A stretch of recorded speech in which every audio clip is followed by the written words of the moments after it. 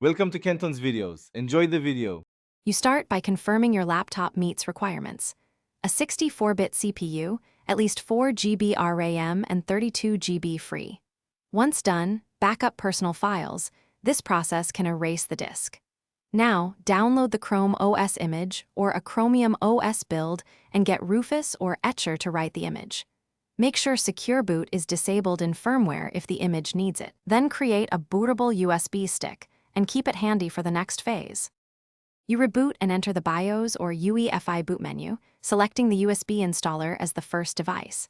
Once the USB loads, try the live mode to verify hardware compatibility, then proceed to install if everything works. During installation, choose Full Install to replace the OS or a dual boot option if you want both systems. Make careful partition choices. Use recommended defaults unless you know what you are doing.